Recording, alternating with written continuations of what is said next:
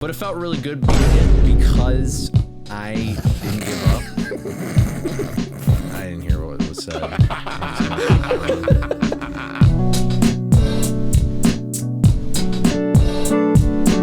I feel like our style of humor is people laughing at us rather than with us. You know what I mean? Like, maybe really you. I think that might be a you thing. yeah, that might be. I might be projecting a little bit. Yeah, I think you're ISO'd here, honestly, big dog.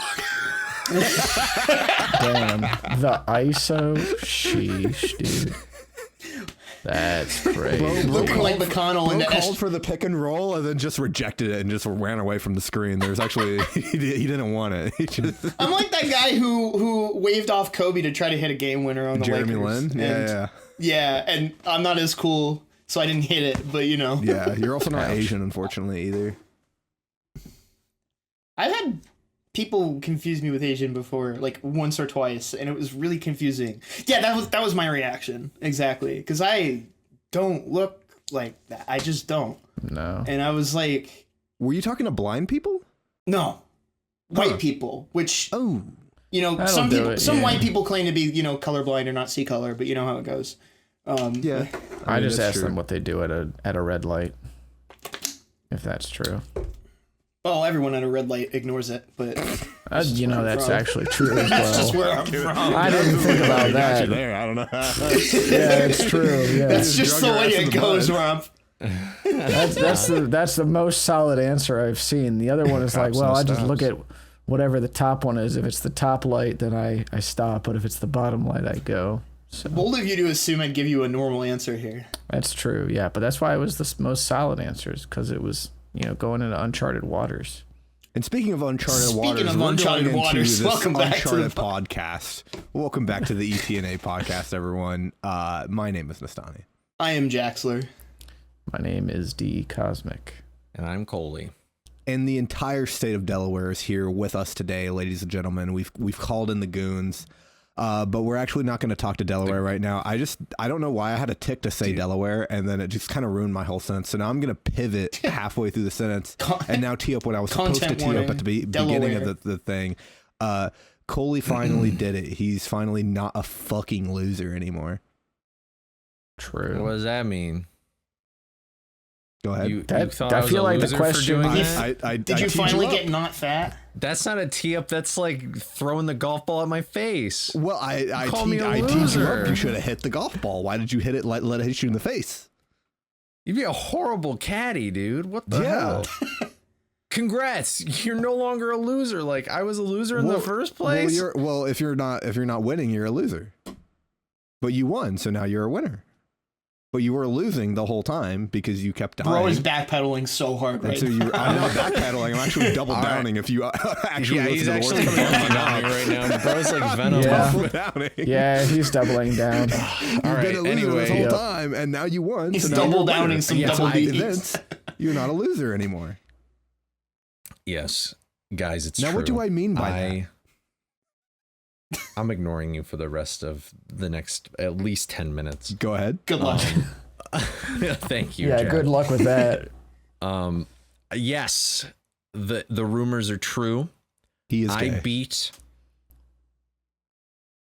He didn't do a very good job of ignoring me. I just want to say it.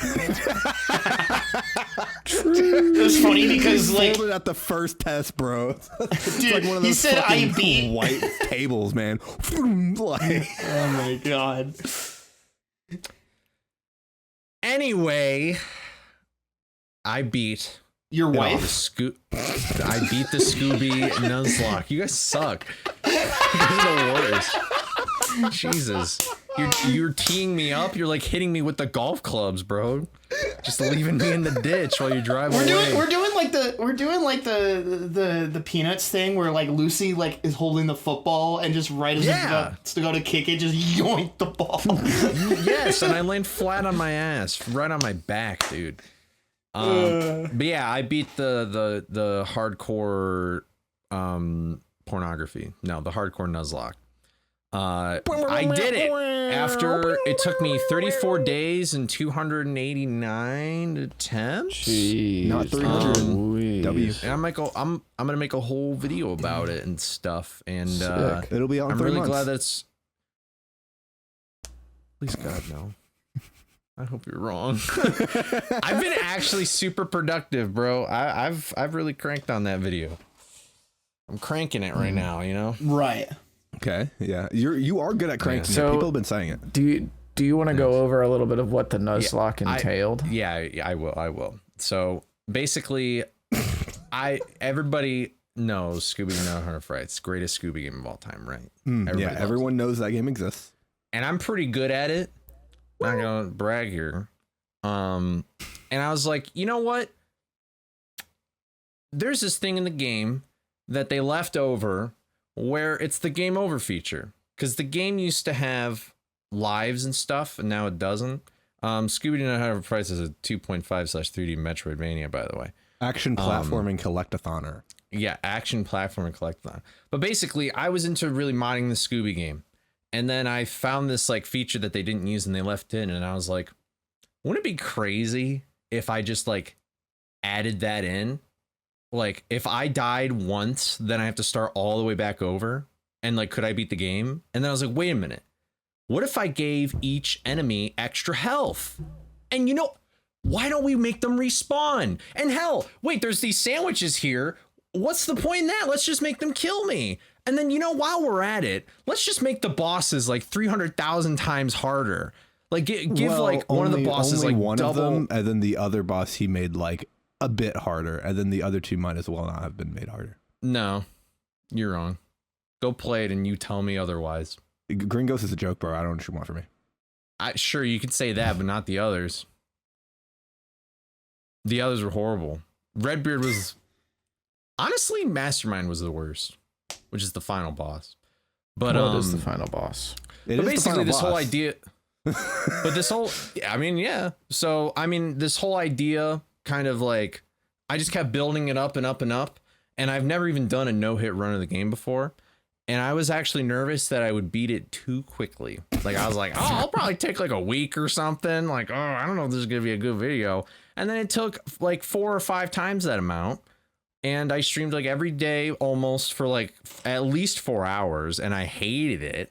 Not like the interacting with stream, just the fact that I spent 4 hours of like almost every day doing this. And I too would hate my life if I played Scooby Doo Night Hunter Frights for 4 hours every single day. It gets, I mean, doing anything I wonder where for that 4 perspective hours. comes from.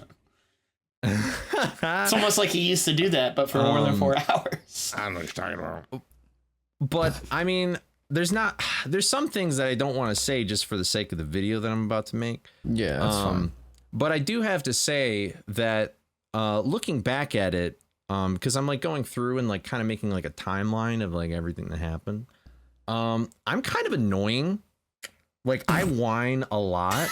Like, yeah. Every time I die, I like basically just moan like a little girl and like. Okay, not like that. I just mean like if like a girl, like a child who's upset. I should have clarified. You know, kinda, yeah. And then I always put my hands on my eyes and my face, and then I'm always like, why do I have stuff in my eyes? And now I know why, because I kept putting my hands in my eyes. Content king. And there were so many people. This is the part that feels good. So many people were like, Coley, why don't you just take a break? Why don't you just stop? Why don't you do something else while you go do this Nuzlocke? And I'm like, nope, I'm not doing that. Even though I really wanted to. It was tempting. I was like, man, I don't want to do this. I'd rather be playing a guitar or like jerking off or something. And I didn't. I'm still here. I don't believe you. I think you were it. still jerking off throughout this process. I didn't realize this was one-handed. Dang, he beat it one-handed, no hit. Damn. That's crazy. Yeah. That's impressive, honestly. Is that why he was whining? Because he was just trying to hide it? Maybe. Man. Yeah, every time I died, it was just a complete ender of the sesh. Yeah. This is a rough start here. But brought it up. Basically, well, I didn't think you guys would take it to the next level. But that's how I can count with you. that sandpaper, that 1,000 grit. If you lob it up, I'm dunking it. I don't know what you want. All right. We've done this for like 57 episodes. You know what this is.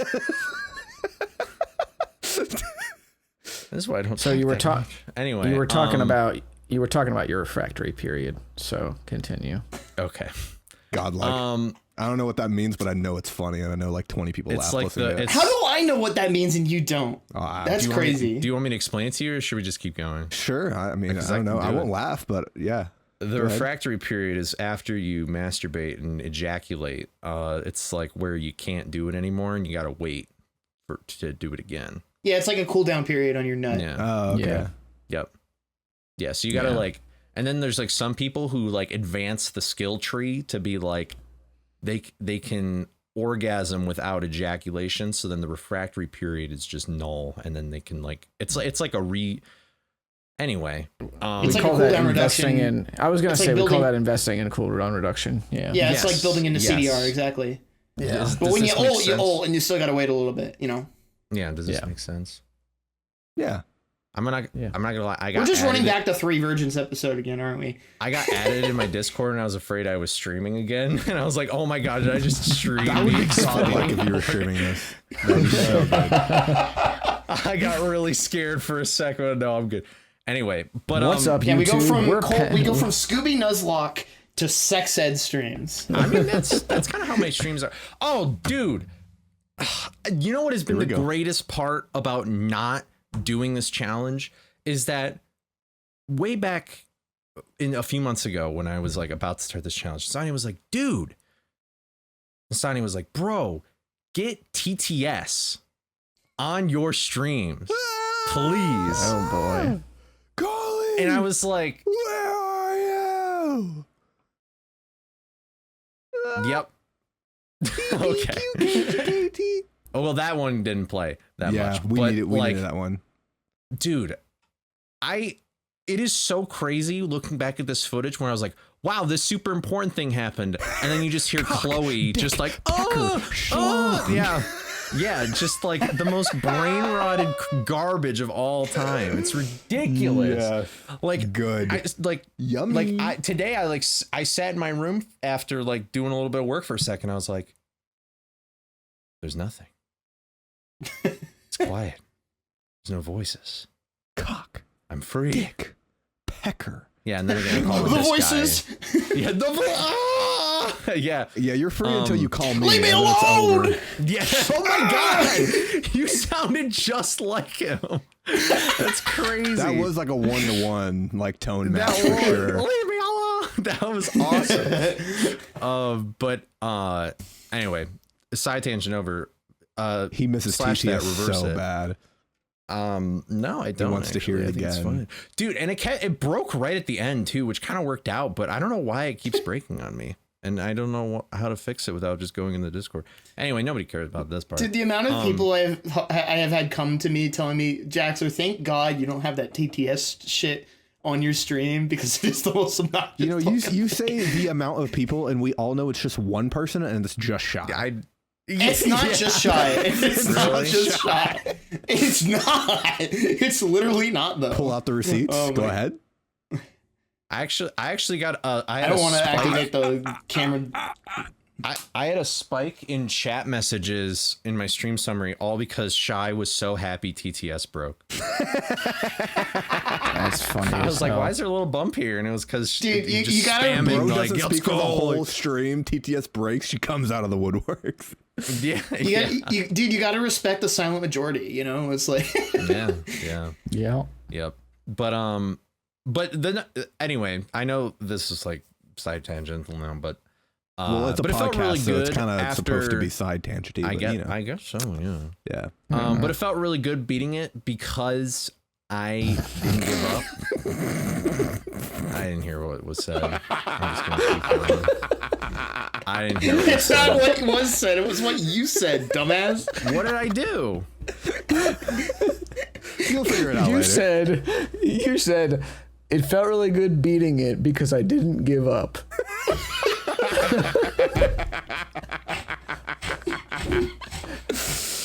You guys are immature. guys are immature. Oh my god. Maybe you just shouldn't be Look, stupid. dude. How about that? Like, maybe It's not you even shouldn't- that. It's just maybe you shouldn't just put words in that combination. It's because you been a paused long after day beating it. for You me. said beating it. Yeah, that's pause. true. It was a long pause. yeah, that's true. Yeah. Like, what are we supposed He to did do in do that, that. pause? Like, you didn't keep it going. What I'm trying to say Uh-huh. is that I'm glad I didn't give up, because I know that if I did give up, then I would be hating right now. Like, I probably, if I took a break or whatever thing in the middle, I would have been like, I probably would have just came back from stream and I would have been like super whooper tired, and I would have hated life and stuff. W hate life. But no, it was really it was probably the hardest thing I've ever done in any video game ever. Like, not even joking. What about in life? Like, in So I general? guess, so my question to you then is like, so from where I'm coming from, this is sort of like a window into how, as a full-time content creator, you do have to have content that can just fill a lot of time, or essentially fill the workday. You know, like when you work in something like, I don't know, like I work in banking, right? Or when I worked in retail, people would give you busy stuff, like busy work, essentially, to fill time, to make sure that, you know, they were paying you for a reason while you were there, other than just showing up, which, whatever, you know, that's a whole different conversation. But when it comes to working for yourself or being a full-time content creator, you do have to have something constant that, you know, you can just sort of boot up, stream, and go with. So I feel like this was your window into that, so to speak. So how do you feel like coming out the other end of that? See, on one hand, it's like in terms of like content, because there's always like a lot of stuff I do that isn't on camera or whatever. Like, I usually have like 3 things I try simultaneously going on. But streaming definitely like forces you. There's something about streaming where, like, because other people are watching you, you can't just like half-ass it. Like, one of the most difficult things about doing work for yourself is that, like, if like you are the only person keeping you responsible. Yeah. So like you could just be like, I'll just do it later. I don't really feel like it, kind of thing. Like, it's different. But when you're on stream, it's like, well, okay, I got the timer right here on OBS saying I've only streamed for an hour and I've got at least 3 to go, you know?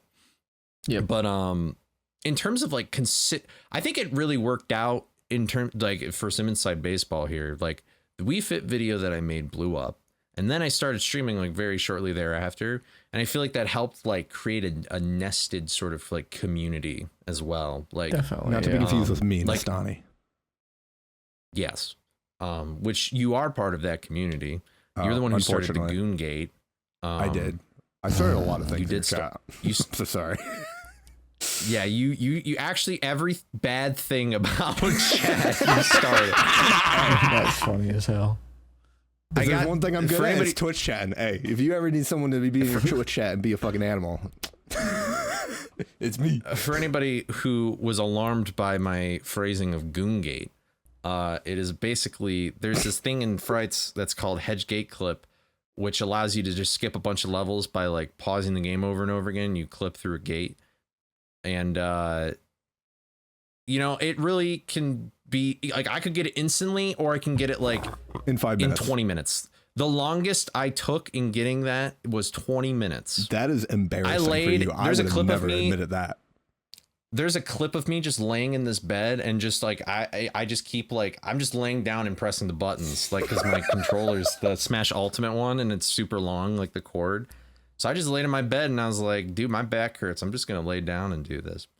But Nestani was like, oh, you know, Nestani was like, you can't really like do anything while you're just spamming buttons, because you got to like focus on mashing the buttons. Yeah, and the stream kind of gets boring, you know? Yeah, and you're like, so what do I do when I'm bored? How do I get the chat back into it in this lull time when Cole's not able to interact with the chat? Because I'm a good mod, and of course I'm going to introduce new ways to get the chat entertained when the streamer can't, you know? Go ahead.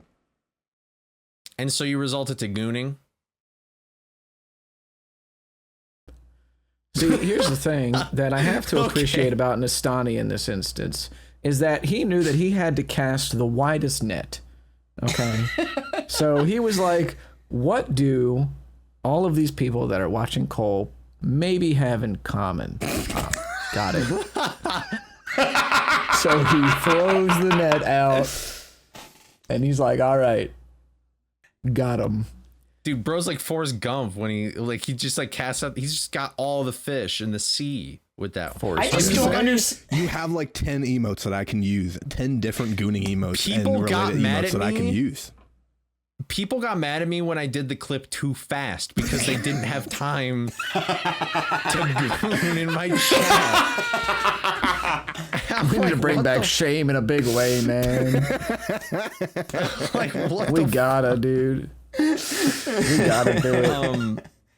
But what were you about to say, Jax? Or no, were you not? No, I was just saying there were so many people in chat that I was surprised that were as enthusiastic about Goongate as they were. Like Summer, for example, who I've always kind of known as like the most wholesome person in the Scooby community, just being like all on board the Goongate train. And I was like not She expecting was gooning, that. you know, people have been saying it. She was gooning like the rest of them. It was like kind of, it was kind of like almost like an Uncanny Valley experience. Like that wasn't what I expected from someone of her caliber. I just feel bad for anybody who's like, they watch my Wii Fit video and they're like, wow, this guy seems really cool. Oh, look, he's live streaming. And then they go into my stream, have an epileptic seizure because I'm pausing the game over and over again. All while on the right side of their screen, the chat is just got these tuning images, just like the most disgusting looking emotes of all time. Especially the tweaking one where it's like... The tweaking one's so good, man. I love that emote. Fucking funny. I love that They emote. just see that and then you just hear cock, dick, pecker, schlong. Yeah, exactly. It's going on. Shalom. Yep. Cardiac arrest. Honestly, the first few streams were pretty bad just because I only made it like 200 channel points. And then like when I raised the price, it got a little more manageable, you know? Yeah. That's good. But yeah. It got a lot more to manageable whenever I stopped being in his chat as often, actually. Yeah, pretty much. But to answer like Cosmic's question, like... Oh, we're actually like, answering this question now? sum it up. Okay, it's been like about 5-10 minutes. Well, I started answering it and then we got distracted. But I back it.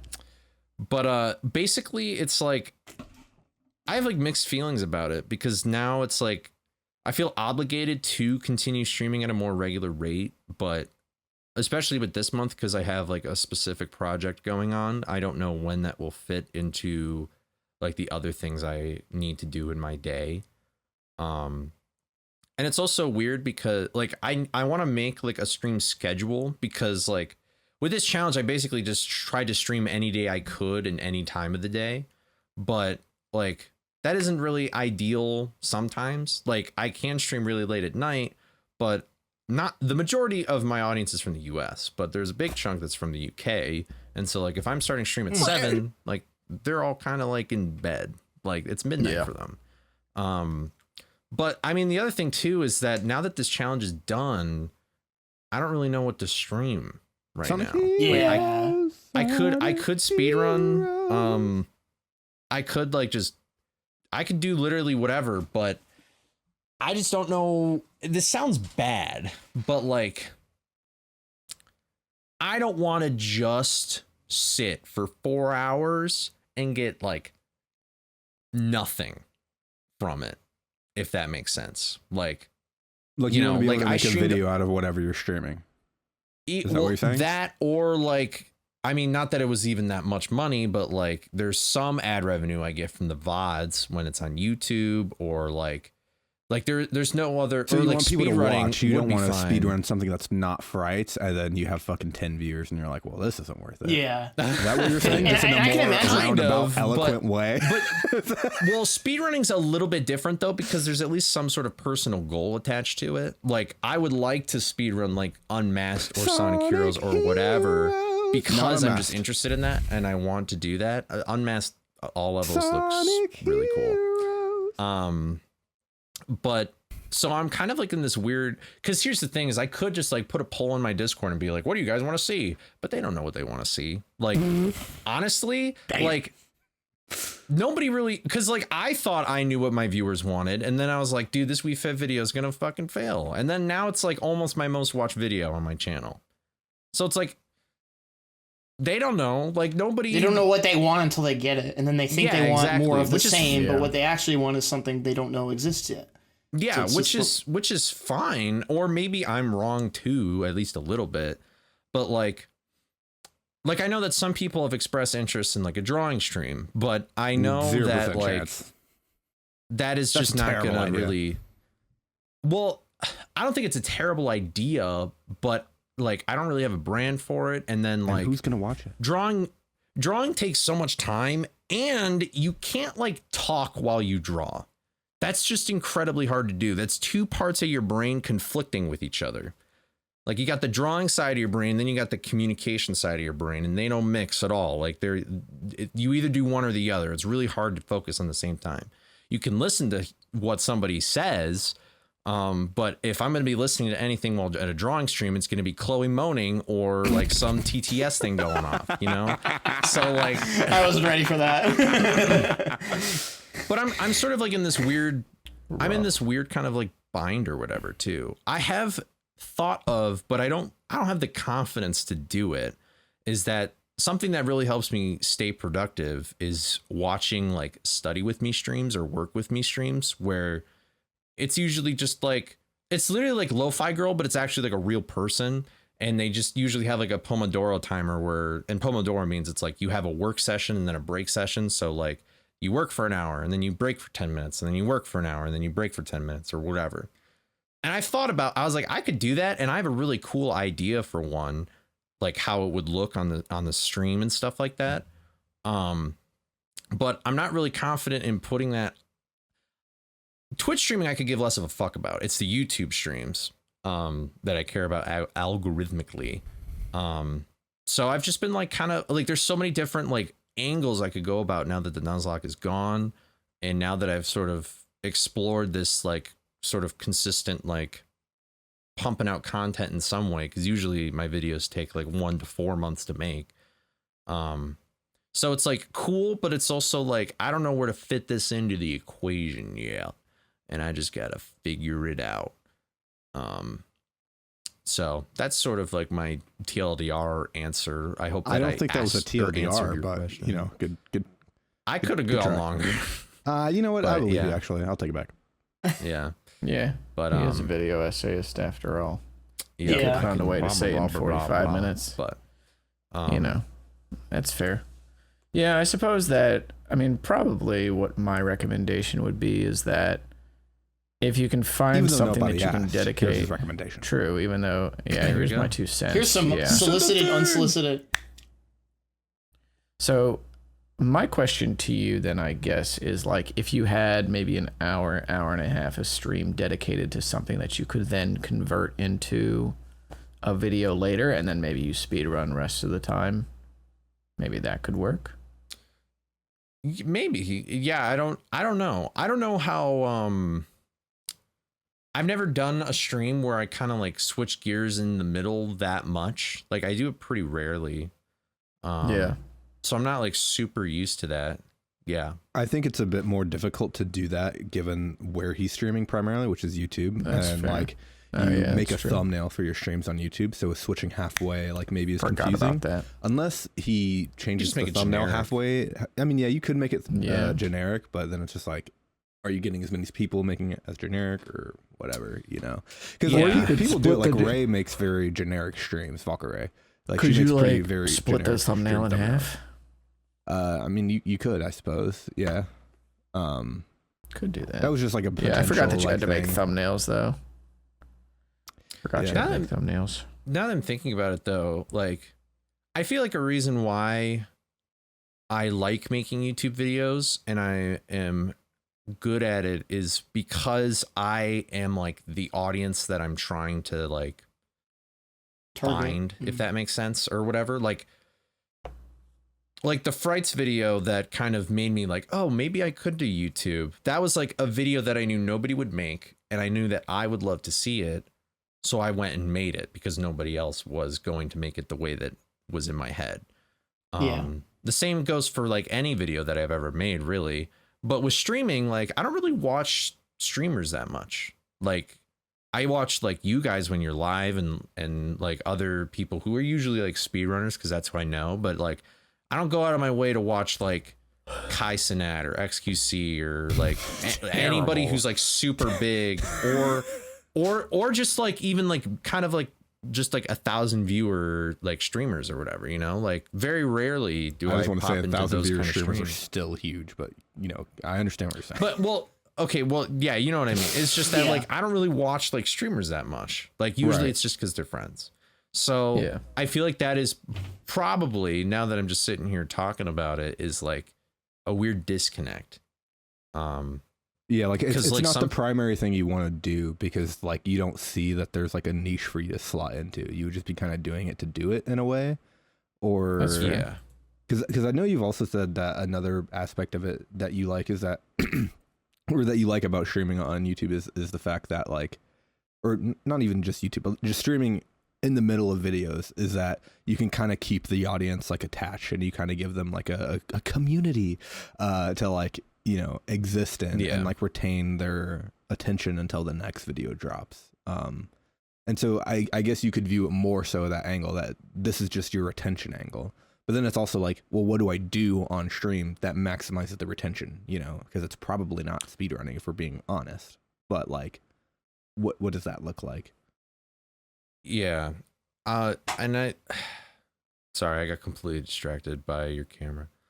It had like the WebSocket thing on it.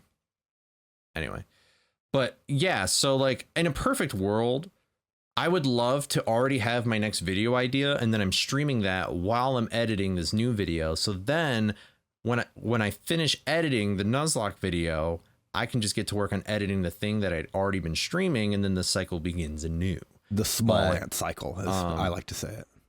But I would have, like, that would take up so much time in my day. I would probably have to sacrifice a lot, which I could be willing to do, but not for as long as like Small Ant does or any other like thing. Well, you don't want to stream for 8 hours every day, and then after you end stream, you immediately edit for like 4 more hours every day. You don't want to do that. Yeah, it's like it doesn't like the Ew. like. I'm down to like really grind and like. I'm down to put in the work. You didn't need to pause there, bro. It's crazy because if you did not pause, none of us was gonna say anything. Yeah, exactly. No, now we have to jump the way in and I be was like, going "Why to are you word it, grinding?" I already forgot it. But the way I was going to word it, I was like, I I don't you were even gonna want make to it worse. I see. No, yeah, Okay. yeah. But like, I'm willing to like put in the work and just like get after it. But I feel like that there's kind of just like a limit to that, you know. There's also like a sustainability factor. Like, can you like sustain that for like a long amount of time without burning out? That's also another thing to think about. Yeah. Like one thing that I felt really kind of bad about during this challenge is that like my dad like one of the things that my dad and I bond over is the fact that we watch like TV shows together. So like I've been watching Supernatural with him, and like our whole family's been watching like The Waltons, which is like the super old show. But and so like my dad was like, do you want to watch an episode of Supernatural? And I'm like, nope, I gotta go up and do some work. I gotta stream. And he was like, oh, okay. He didn't actually say it like that, but it kind of felt like that, where he would have like Netflix pulled up and he'd be like, but I go up the stairs. I'm like, oh, I do want to watch Supernatural, but I got to do this. Like, and I'll hang, and I mean, I do find time in the week to watch with him and stuff, but I mean, there's stuff like that where it's like, I could like literally slice everything off of my day to where I'm basically like a no life, and like, I'm like not hanging out with friends or family or doing whatever, but do I really want that? I don't know. Yeah, maybe it'd be easier if you have an editor, but I can't afford an editor yet. Well, and that's to me why the like, you know, obviously Small Ant might be like an outlier in the way he does and approaches things, an outlier. But like at the same time, like that's why like I'm hesitant on ever really if I were to get to a point where I could like fully commit to like streaming YouTube content creation type of stuff, because I just like, it is obviously everything's a full-time job, right? But it's like, you are always on, you're always doing shit, you're always thinking, planning, and it's just like, there's probably a skill involved in maintaining that work-life balance, but it feels really tough to do. So I can't imagine. You really got gotta. Oh, continue. No, I was just saying I can't imagine what it's like being in your position, and you're not even like. Not that you're not there, but you know, it's like. Well, no. I mean, in terms of like, you know, there's other stuff you're doing too, and you're not fully in this zone of like, obviously no lifing it, right? Yeah. I mean, you gotta have like a real good. I feel like I've built up to even like kind of the work ethic that I have now, which I would argue isn't even like the most impressive work ethic in the world kind of thing. I mean, like Google Calendar is my best friend. I put everything I do on there. Productivity is just a really interesting kind of subject as well, but I'm hoping to potentially get to a point where I feel like some YouTubers have sort of slid in where like, if your videos do so well, even if they take super long to make, you could still like be fine not doing something every day, like streaming or whatever. Michael Reeves. Kind of like summoning Saul. Yeah. Michael Reeves. Yeah, that's a perfect example. Not that I ever think I would reach status like him, but you know, I don't think you will either. That's not a diss. It's just Michael fucking Reeves. I mean, it's yeah. But yeah, I don't know. I thought I had something to say and then I forgot it. Sorry about that. I drowned. But yeah, I think just to kind of like confirm kind of what Jax was saying, like the reason I bring up Small Ant a lot with Cole is because most of the time when you are a big content creator, you have at least an editor. A lot of these content creators have like editors, they have thumbnail designers, they have like fucking even channel managers, right? They'll have like all these 3 different things so that all they're really doing is making the content and then it just gets shoved out. The reason I use Small Ant for like an example oftentimes when it comes to Cole is because Small Ant is one of the few content creators that are super successful that does everything themselves. Like he does, like I think the only thing he may not do is some of his thumbnails, but I think he does most of his thumbnails. That's crazy. But like he edits all of his own videos himself, and then obviously he is the content machine, and then he does everything himself. Like, so it's like the reason I bring that up is because when you're a smaller content creator, you don't have the luxury of hiring an editor, hiring a thumbnail artist or whatever. So it's like you have to do everything yourself, and so that's why like, and also they make similar style content, challenge videos, upload them. Or like just gaming content in general, right? I mean, obviously there's differences in what they do. Like I'm not calling them the same person, but like that's kind of why I hearken to it, because it's like the way Small Ant does it is that he's streaming the next video that he's going to make while he's editing the current video, and he has this cyclical cycle. But the thing is that is such an upkeep because he's a fucking animal, because that's like, obviously you don't need to do 8 hours a day, but like still, like if you were doing a 8-hour workday, let's say that you're doing 4 hours of streaming and then you do 4 hours of editing, and then you're just like, ugh. And like 8 hours of creative work, IMO, is a bit more taxing on your brain than it is just working a regular job. Now, obviously it's not physically demanding, but like trying to be creative for that long is really hard to do.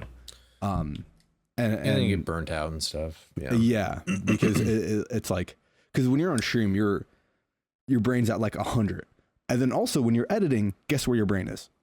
100, because you're thinking about like everything, right? And it's just like it's just a lot of brain work, and if you don't have that like resistance to it, it's hard to keep it up for a long time. It is honestly kind of the example I've been looking at as like maybe a perspective of like doing it right, or at least somewhat more healthily, sustainably, is someone by the name of Wolfie. So if you're familiar at all with like Pokemon and like VGC, then you probably know who Wolfie is. But I think I know. He's considered one of the best like competitive Pokemon players of all time. Oh, yes. And he puts out a bunch of really good quality long form videos all the time. But he has that kind of team, right? Where he's still doing a lot like in the writing of it, and he's making the content, but it looks really fucking good still. And it's like, it doesn't seem like, obviously it's killing him slightly because like to be a competitive Pokemon player takes a lot of fucking work, because that's a whole nother thing, right? But it's like I look at, I don't know his personal details, his personal life, but he's got a girlfriend. He seems to be doing okay mentally. He seems to be in a, well, it just speaks, I'm just using that as an example to speak to the fact that he has other things going I'm just on. being a shitlord. He could have a dog or something like that. And, He could have a dog. Okay, bro. I don't know. Get it. Where are you going? What do you want me to say? I'm trying to cushion the blow here, man. And you're just like, bang, bang, bang. I just made one joke, bro. I just made one joke. I'm also 3 allowed to big make bangs the for joke 'cause Cole. I also have a girlfriend. It's fine. Okay, anyway, whatever. I do want to mention, I mean, this has sort of just been an interesting, okay, blah, blah, blah. My brain's going a million miles per hour. First thing I want to mention is that I don't think that I could do, even though I don't think it's really that bad right now, like the work that I even do throughout the day, I don't think I could have ever done even like 2 years ago.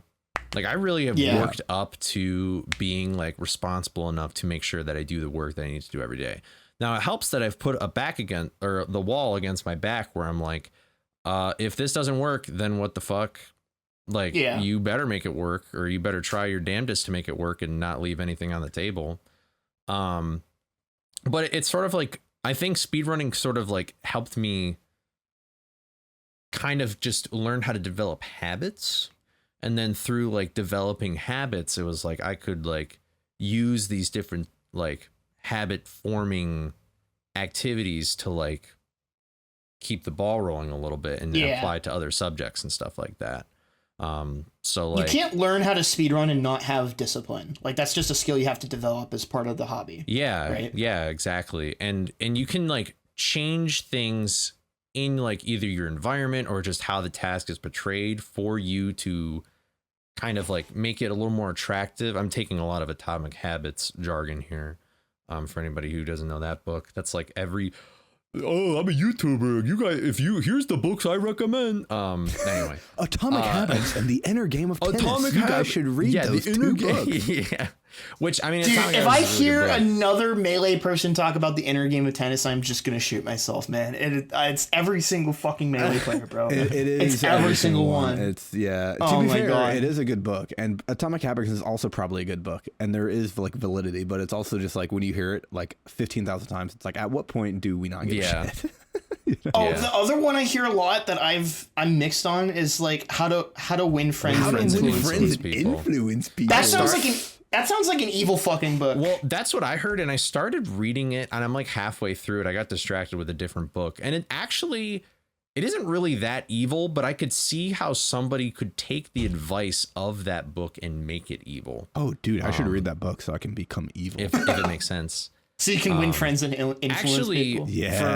There's the audiobook for it is completely free on YouTube. I'm surprised by guys, that. It is like an old book. Do you want me to be your but friend? I'll influence you. Just follow me. He's doing the voice again. You. He's doing the voice again. I will influence you as a The voices. yeah. But yeah, so I mean it's taken like a lot of like little steps and big steps to like kind of help me stay productive. But I think the other thing that has sort of I've been trying to like play out in my mind is like how seriously, I guess it's like the balancing act of life, you know, like there's only so many, like if your life is an army, there's only so many places you can delegate your troops kind of thing, you know? And like, even though I want to read One Piece, but I've heard that the author of One Piece is like a crazy maniac who only sleeps for 3 hours a day or something. Kobe Bryant. I don't know if that's true or not.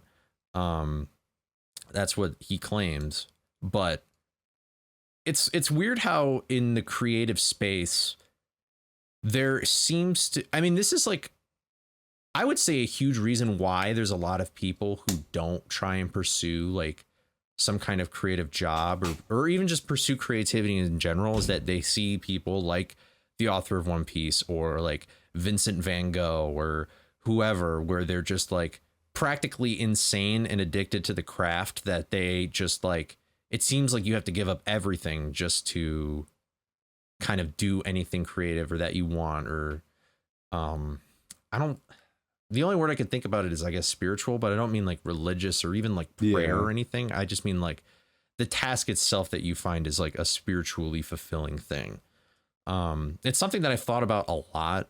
And I still don't really have like a stance on it, but that is something that always comes into mind when trying to play the balancing act of life is figuring out, like, you got to find out your basic fundamentals, which is something I'm still trying to do. And I don't think you'll ever find your basic fundamentals that'll last forever. I think it changes over time.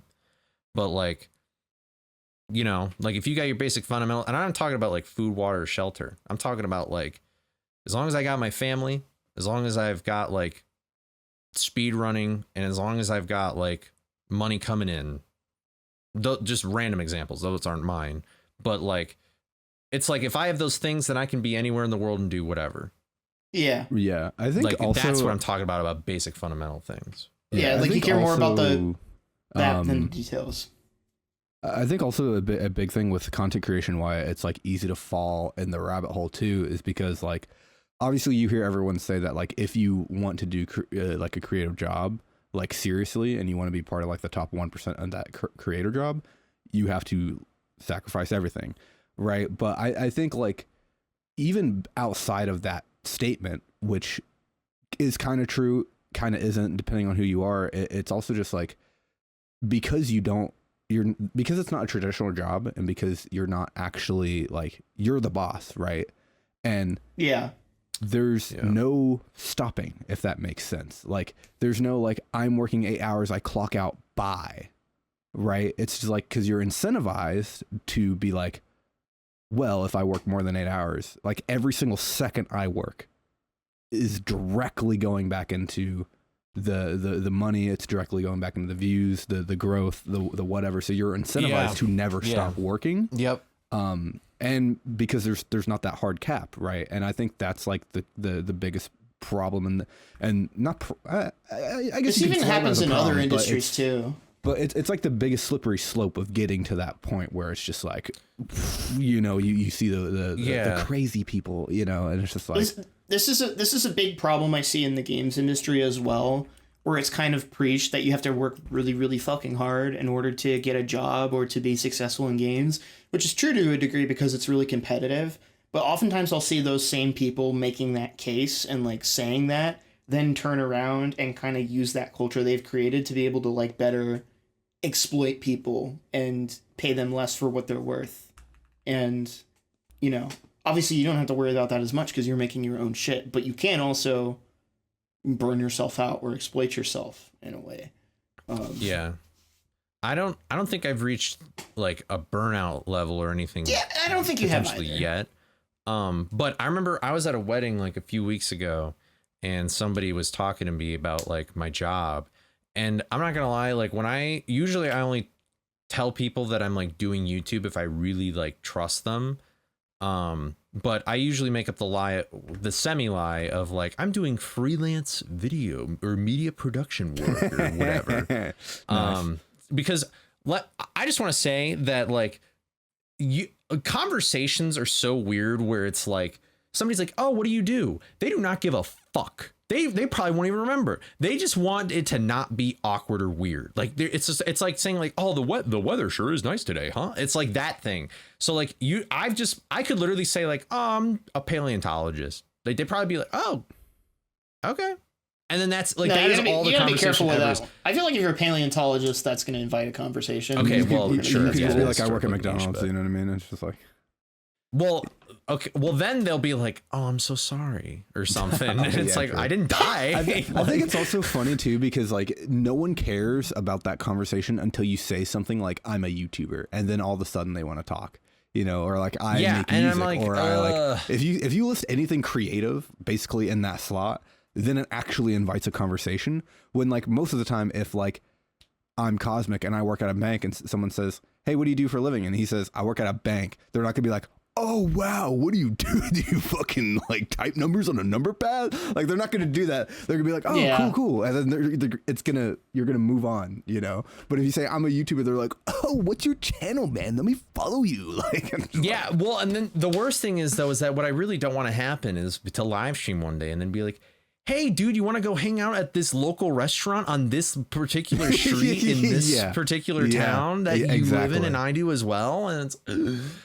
and and that's just bad. But anyway, so I was at this wedding, and when I when I told my little white lies about like freelance, they were like, so when do you like what are your hours? Like, what are your hours usually like? And I'm like, it kind of just starts, and then I kind of just go to bed. And they're like, what? And I was like today, I was like, I got up, I made a cup of coffee, and then I worked on this mod that Mortal and I are making to help make videos or whatever. And then like I just got to work on like watching through the VODs and creating a timeline and a syllabus of things going on and taking notes. And then I went to the gym, and then I ate dinner, and now I'm here recording the podcast. And afterwards, I'll probably be doing other stuff. And I didn't obviously list all that in detail, but like they were kind of shocked where it's like, what do you mean you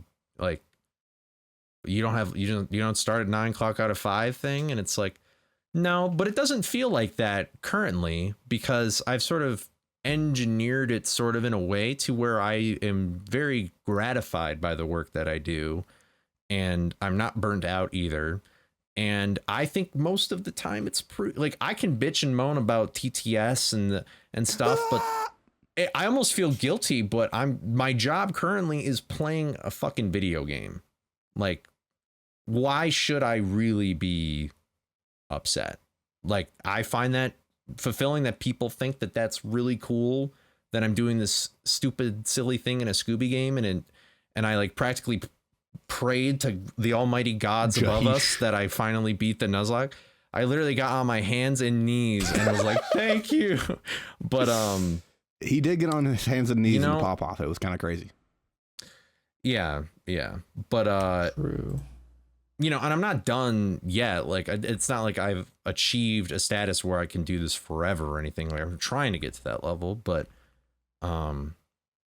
just the way, like, anybody could be burnt out by the amount of work that I'm doing. But right now it's like, I think that anybody can do almost any task they put their mind to. And obviously there's outside factors and luck and things involved.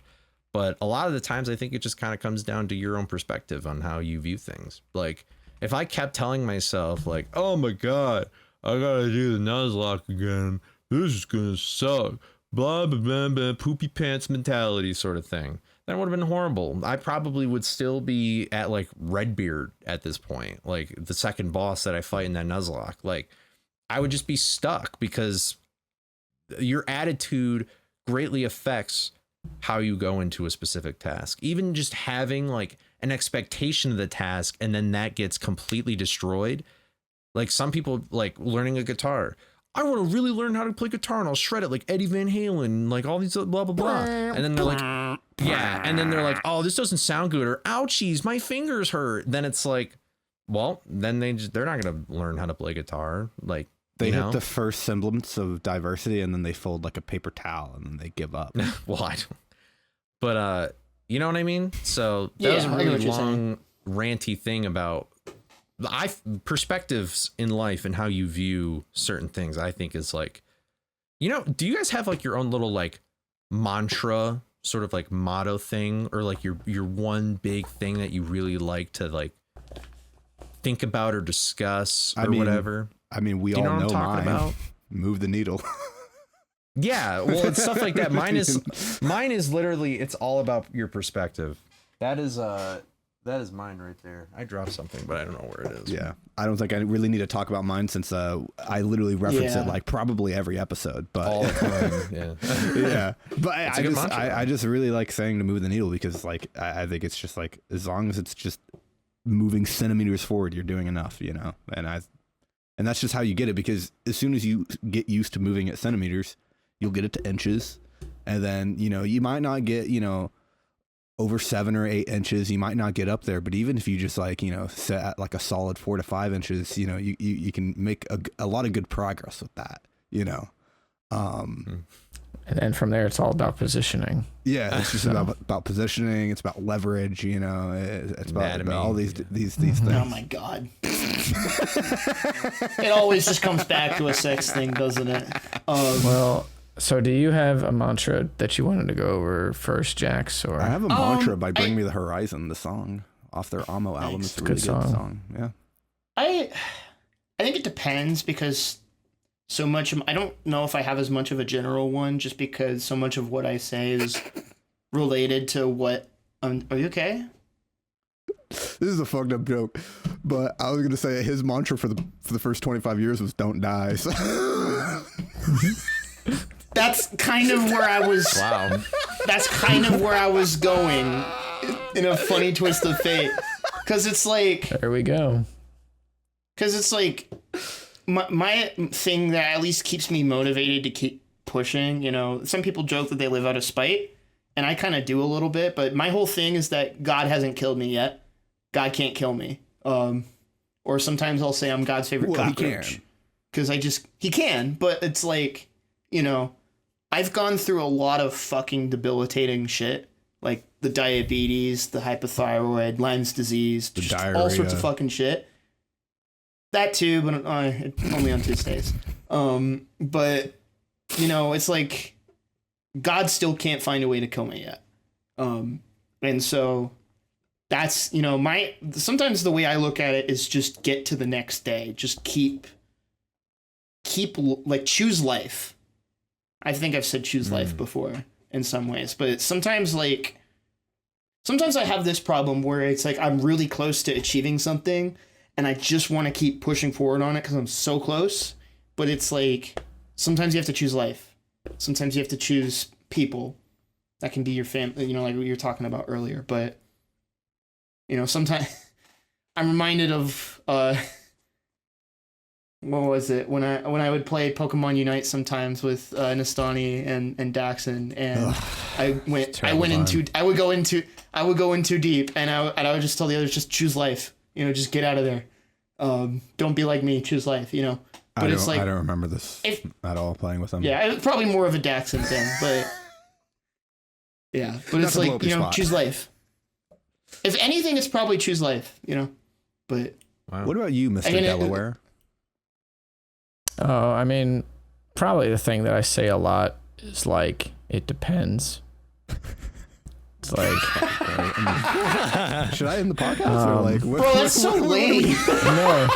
Well, there's that. It just, I mean, like whenever people like ask me like a question about something, I'm always just gonna be like, well, it depends. Yeah, he sits on the fence. You know, bro. like, he's on that. Well, bench. I mean, it's not even a fence. Yeah, it's just more of like a conversation about nuance. Like when people like say, you know, oh, like if people say like, oh, you know, do you think that I would like this type of food, or do you think I'd like this game or whatever? It's like, well, it depends, you know, like, do you enjoy it's XYZ? It's kind of like when we were talking about like that peak mid slop shit and how that makes conversation reductive. You fight for the nuance is what you're trying to say. Exactly. Okay. I mean, the other like more inspiring thing that I try to incorporate more and have tried to incorporate a little bit more in my life recently is feel the fear and do it anyway. And that's like me primarily speaking to myself, where, you know, like I have for a long time like let anxiety cripple a lot of, you know, my decisions. And when it's like, oh, well, you know, I don't want to be too anxious, and so I'll stop doing this thing to be less anxious, or you know, I won't take a risk or whatever. But it's like, well, how about we just acknowledge that that's how I'm feeling and then just keep going anyway. So, you know, I mean, when I changed jobs from the credit union that I was working at to the credit union I am working at, like probably me in the past would have just sort of like laid down and taken the transfer that they because they transferred me like to like a different branch that was further away from my home, and it was pretty miserable. And like I think that me a few years ago would have just kind of like rolled with that instead of and just been like, well, I don't really feel like changing jobs, so I don't feel like going through the process of, you know, like applying for stuff and going to interviews. Oh, that's so annoying, that's so like tiring, blah blah. But I just was like, no, I'm not doing this shit anymore. I'm gonna make them regret sending me here. So, and that's what I did. So I was like, it was it was a fearful time because I was like, what if I fall flat on my face? What if I can't get a job somewhere else? Because the reason that I got that job was from knowing somebody that worked there. That was a very real fear where I was like, well, you know, who knows if just having a little under 2 years is going to be enough for some of these other places. Who knows if I'm going to interview well enough, you know? So it was it was a very big concern. Yeah, essentially. Yeah. Where it was like, I kept asking myself those questions, and eventually I was like, you need to stop just asking yourself this shit, bro, and just do it, you know? So that's really kind of what I do. Nike. He actually stole Nike's slogan. Well, dude, I would have bought some Dunks already if I didn't like just wear wide toe box shoes. Cause like I hate how regular shoes just like cramp up your shit anymore. Yeah. But I really like the monochrome look of the Dunks and stuff, and I've really gotten into like monochrome looking clothing and stuff, so that's pretty cool. But it's a shame that they don't offer it in like a wider toe box that, you know, like actually better for your feet. But that's a whole other conversation. You want to be able to stand and walk without foot pain? Weird, man. For real, yeah. Crazy. Also, his motto is also just a repackaged yes theory of seek discomfort, but with longer words because it's cosmic. Yeah, that's true. Yeah. I really wanted to say that at the beginning, but I waited until the end. You're so welcome. Yeah. I thought of the seek discomfort joke the first frame, and I held it. So there you can have go. Your moment. You're welcome. I mean, I guess the other thing too, my mantra is, well, here's the thing, which is another way to say it that's depends. A banger. I love that one. You know? Here's the thing. That's my favorite one. I hear that, I lay out for the next 5 minutes. So here's the thing, and if we don't have time to pivot to this, that's cool. It's something I wanted to bring up briefly before we outro is something with regards to the GDQ schedule, which, by the way, GDQ is next week. Look forward to that. They have added a couple of games to the schedule. Blood Thunder! That are new. Yeah. Yep. They have added some new releases again. So these were games that had not even been released yet when the original schedule came out. So they added Doom the Dark Ages and they added Mario Kart World. And so I wanted to pick, I'll start by saying my piece on it, and then I want to pick y'all's thoughts on it real quick. So I mentioned before how I'm already kind of bothered by the existence of the second submission period for a bunch of different reasons. I think it adds bad incentives into speedrunning games on release, because people will want to speedrun it to get into the event rather than just speedrunning it for its own sake. I also think it favors different types of speed games and genres, because the games that are getting made currently are genres that are already popular. So that means genres that aren't as being worked on right now by game devs aren't going to get as much representation. It also pulls representation away from older games, older console gens, stuff like that, right? So the thing is, though, is they have a submission process for this, for second submission period, right? They did not have a submission process at all for these two games that got added into the schedule. From my understanding, or just my guess, they reached out to these runners and were like, hey, would you be willing to do this for us? And then they said, yes, because you take that. If GDQ asks you to do a run, you take the opportunity, right? And I want to be very clear as well. Blood Thunder, friend of mine. Peas, who's doing the Mario Kart World run, also a friend of mine. So I'm really happy they're getting opportunities. But personally, I want this to never happen again, because I think it sets a horrible fucking precedent that, like, there are means in which you can bypass the normal submission and, like, evaluation period in order to get on the schedule, and that's by running something on the cutting edge of release. And I think that's really fucked up, especially if it impacts people's likelihoods of getting those particular games in to the next event, because like runners didn't even know this time around that this was a possibility or an option. And now 2 new games have just been snapped up as far as GDQ slots go. And I'm torn, because again, 2 of these people are my friends, but it's like, I also think it's really fucked up and kind of unfair. So that's like the TLDR. I have a really quick take about this. I think the idea of having a new, like the new games, like being speedrun, not a terrible idea. I get it. However, I would I understand why they're doing it for the marathon, for the money, the donations, but sorry. Yeah. I would prefer if there was a submission period for that. But the thing is that like there's already second submission period. So I think like if they're going to do that, I would like one or the other. You either do second submission period or you say what I said a couple weeks ago when we first had the discussion. We are looking for these games. Submit these games. And then you just have people submit them, and whoever has the fastest time gets in those games. Like if they just said, hey, we want Doom the Dark Ages and Mario Kart World, like don't have second submission period and just declare the games you want. We want this game, this game, this game, this game, this game. Give it. Yep. But the thing of it is Doom the Dark Ages and Mario Kart, like Doom the Dark Ages and Mario Kart World are so recent. Yeah. Like even more so than the typical second game submission. In my super ideal world, they just don't have it until the next thing. But then, like Mario Kart World is 6 months old. The Switch 2 is 6 months old. Like you lose out on a lot of the hype. So like, yeah, I think it's fine for them to do that. I just think it's not fine to not have a submission period for it. I think you just declare, hey, we want these games, and let people submit for it fairly. That's kind of have it be open submissions. Yeah, just have it be open submissions. Otherwise, I think it's fine because whatever. Like, I think it's fine, but also I would have a high preference of letting those games in again at the next event, which might go against what you're saying, but I think it would be cool. Like, if you're going to rush a game into an event, it's going to change so much in the 6 months after GDQ that it would be cool to actually give it a proper showing later. Just for like the actual speedrunning people that actually like speedrunning, then it would be cool to actually see the speedrun of the game rather than just like probably a faster playthrough. Yeah. Just before Cosmic goes off, one thing that's always kind of bothered me by the standard at which, especially for accepting a repeat of a game that's been shown before, is that a lot of times committees are looking for progression of the run since the last time it has been shown off.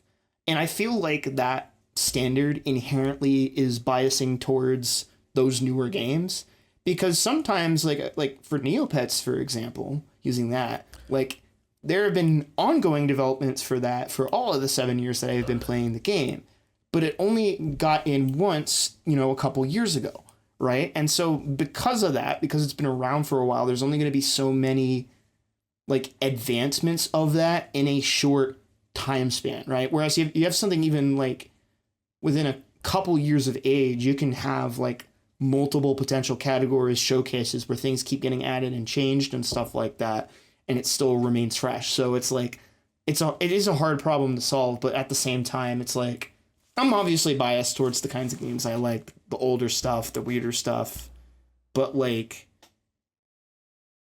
I don't know. Yeah. I mean, number one, my thing is that what I will say about like Blood Thunder specifically is that Blood Thunder sits very far outside the bell curve in terms of what he brings to an event. He is pretty much always a high value runner, right? And so when they knew he was going to be there and they saw that he was running the Dark Ages, probably what they did with these mystery game slots was they probably set him aside and went, we'll see who's doing what. Okay, we'll see where these games are at in however many months or whatever. And then once they know that somebody like Blood Thunder, who's already going to be at the event, who is clearly playing a lot, is clearly contributing a lot to tech, is going to be able to do the run anyway, you might as well snatch that up when the opportunity is ripe. But that is an outlier, like not everybody is on that level, so to speak. Not everyone is Blood Thunder.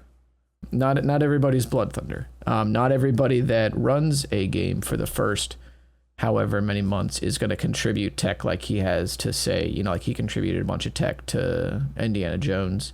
I think it was primarily like him and Matt. Yeah. I think that I believe he's contributed a decent amount to Doom the Dark Ages as well. The guy just knows how to break stuff, Sometimes he knows why it works, sometimes he doesn't know. But he's going to be at the event. He's already doing a run. The game is hot right now. You might as well have him do it. I think that the other thing, too, is that we have to think about is that last event, there was kind of a precedent set for this with, or maybe it was the last SGDQ, where Blanks did Shadow of the Air Tree as a showcase, and that was not originally in the event. So they asked him while he was like at the event or whatever, I think, and he just did it. So well, Elden Ring was already on the schedule. Yeah, Elden Ring was already on the schedule, but Shadow of the Air Tree wasn't. So, and like the DLC had like just come out recently, you know, so basically there wasn't even really a route. Essentially, it was like, we're just going to play through a decent portion of this mostly fast. And that was just because of the traffic that it could bring in. And I think that it's understandable because, like, I think I said this before, that GDQ has to, and a lot of these bigger marathons have to find a way to stabilize now that novelty is gone, and now that we are quite we're like over a decade deep into speedrunning events. So they're clearly experimenting. They're clearly trying to figure out other ways to bring in engagement. And I mean, like, I guess the thing too with that I'm kind of on the same page with Nestani about is like, you just, even though in the past the event has been 100% a meritocracy, maybe part of like stabilizing is just setting aside a little bit of the event and going, look, this is just what we want. Like, I mean, we always say that whether or not your run gets into a GDQ is not a reflection on your run's worth or your worth as a runner, you know. To argue I think that it was 100% a meritocracy before is kind of not true anyway, because that's the community true. Clearly has people that they like, games that they like. Mm-hmm, definitely. I mean, I think that there's a difference between like it being 100% fair versus it being like 100% a meritocracy. If you put in the work and you get a better time than somebody, like if you put in the work and you have a better time than somebody that the committee likes, you will get in over that person, right? But whether or not every game has a fair shot to get in, I think is also, you know, not true, right? So there are a couple of I'm a little conflicted about it because I recognize that everybody's gonna pop off about that shit that's already been found in Mario Kart World. You know, I don't know if people are gonna pop off about mantle teleporting in Doom: The Dark Ages. I will, because that's the homie Blood Thunder, you know, and because when you tune into new Doom speedrunning, you're just in for a broken mess, and that's kind of like why you're there. But I have trouble condemning it outright because, I mean, Spike Vegeta is also on record as saying that first and foremost GDQ is a charity event, and I think that now we're seeing it drift, because at first I would say it was 100% a speedrunning event, you know, or like first and foremost it was a speedrunning event and the charity was tacked on to it. Now I think that I wouldn't say that speedrunning's tacked on to it, but I think that we're now at a point where there needs to be experimentation. There needs to be riskier things put into the schedule. And I think that there was a band that announced that they were having like a show at GDQ or whatever. So that's just like a part, right? That's like a part of the schedule as well. Yeah. So now we even have a part of the schedule that's just not a game. It's not even speedrunning. Yeah, it's not even speedrunning. So I respect the risks that they are taking because optics wise, for what they've gone for traditionally, this is very far outside of the norm. But I kind of understand why they're trying to shake things up, because you cannot just do the same thing forever and expect, you know, increasing returns, and they have to stabilize in that manner. So I'm like, part of me, I'm totally with you, Jax. Like, my gut reaction was kind of like, really, y'all? We're just gonna. It doesn't feel good. Yeah, like, it doesn't feel good. Regardless of where you stand on it, it just feels icky. Yeah. It feels icky, doesn't it? It feels a little weird. Because again, it is so far outside of the norm for what we're used to seeing, like for games getting accepted. I mean, it's also outside of like the hype of like, there's no pop off there, right? You know, like. Even if, let's say, it was somebody that was a first-time runner that was going to be doing Doom: The Dark Ages, the joy that person would feel of getting like messaged about it is a little bit different than just seeing, you know, like going, typing in Control F on the GDQ games list and typing in Doom the Dark Ages to say, oh shit, guys, I got in, you know? So it's a totally different, like, it's a bit of a paradigm shift. So I'm very back and forth on it, I'll be honest. Again, I get it. But I guess we'll see what happens. You know, we'll see what this leads to, if anything. Maybe this is a one-off thing. Maybe next year or next event, there's not 2 games that are big A-listers that come out and garner these spots. Because Doom and Mario, like, those are some pretty heavy hitters. And I wonder if they sit far enough outside the bell curve. Because how often do you really get like a new Mario Kart? I think Mario Kart is definitely like the thing that is 100% okay. I think the Doom one, I think you could argue it's more like you could definitely wait. Yeah. You could definitely wait on Doom. Mario Kart, I feel like it is an unequivocally, you cannot deny, like you cannot not have it, because Mario Kart 8 is like fucking 27 years ago. Like, you know what I mean? Yeah. It's just like, it released on the Wii U. yeah. Like it's like how often you get a new Mario Kart is like to give up that sort of like opportunity. I would almost be like, why not just have a showcase? You know, like similar to what they asked Blanks for Shadow of the Erd Tree. I'd be like, why not just have somebody do something? You know. So yeah, I'm a little bit back and forth on it. So that's the TLDR, is that I'm back and forth on it. That's going to be the end of the podcast, everyone. Yeah. Speaking of GDQ, our next episode is going to be our live from GDQ episode. So, woo! Yippee! Yeah, so you'll see DECosmic. Special guests. Guess down below who the special guests are going to be next. Who do you think it's going to be? Wow, and who you want it to be? Wow. Who do you want it to be? I bet you're wrong. Who do you want it to be? You're probably wrong. You're probably pretty wrong. You're probably wrong. Yeah. Probably pretty wrong. Spoiler: me and Cole will not be there. Yeah. No, we will not. Yep. I'm not the special guest, guys. Yeah, unfortunately, I am looking forward to seeing everybody so much at GDQ. Yeah. I am hyped to be like. If you're here from the pod and you see us, feel free to come up and say hi. Obviously. For sure. Make sure you treat them like they're pictures famous. with you. Be like, oh my god! Don't go that far. Podcast, like literally scream and shout like in the middle of the GDQ lobby. Oh my god! A scene, like get the security involved for Jax. Like you don't need to do that with Cosmic. Security. You can ask Cosmic respectfully, but with Jax, please make a scene. Be like, oh my god, is that Jaxler One, the Pumpkin Jack runner from the ETNA podcast? Say all those keywords. Oh my god, get a load of this guy. Get a load of this guy. But Cosmic and I have a bunch of stuff we're going to be doing at this GDQ. Both of us have runs.